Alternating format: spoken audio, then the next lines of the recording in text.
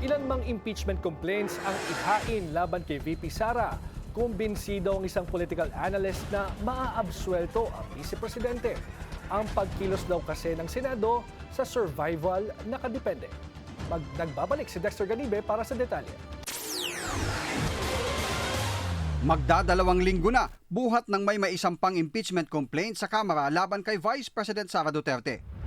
Hanggang ngayon, hindi pa naikakalendaryo para maisama sa agenda of the day sa regular session ng Kamara.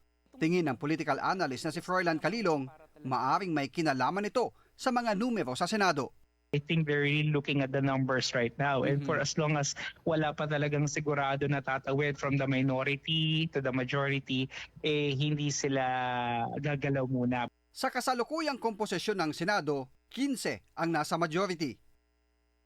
Siyam naman ang nasa minorya na karamihan ay taga-suporta ng mga Duterte. Pero nakasaad sa batas, kailangan ng 2/3 ng Senado ang sasang-ayon sa conviction ng isang impeachable official na kung susumahin, 16 na boto ang kailangan.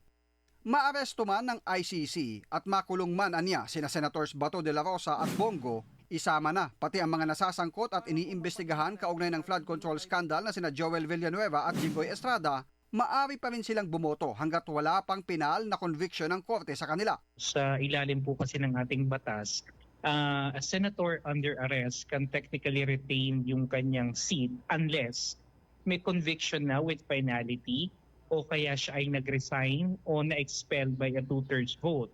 So in the short term, the Senate will remain intact.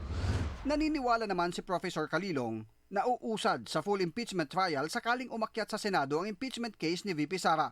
Pero kung sakaling umabot man anya ang botohan sa kung iko-convict o hindi ang VP, mas malamang na ma-acquit ito dahil hindi aabot sa 16 ang boboto para i-convict si Duterte. Magugulitang noong unang bahagi ng 20th Congress, 19 ang bumoto para i-archive ang naunang impeachment sa VP. Kasama na rito ang karamihang nasa kasalukuyang mayorya ngayon, gaya ni na Majority Leader Mig Zubiri, Senators Loren Legarda, JB Ejercito, Sherwin Gatchalian, Pia Cayetano, Lito Lapid, Erwin at Raffy Tulfo, magkapatid na Mark at Camille Villar. I highly doubt it if they could still muster enough strength to actually file another impeachment complaint by next year. Kasi sa ngayon pa lang nararamdaman na ng ating mga kababayan, may impeachment fatigue na po tayo Mawawala na ng traction yan because the President is already entering the lame duck phase of his presidency. Umaasa naman si Calilong na hindi hahantong ang administrasyon sa pananakot sa ilang nasa minorya na may kinakaharap na investigasyon sa flood control scandal para himuking lumipat sa mayorya o bumoto para sa conviction kapalit ng pagbinbin ng kanilang kaso. Para sa Agenda Weekend, Dexter Ganibe, Abante.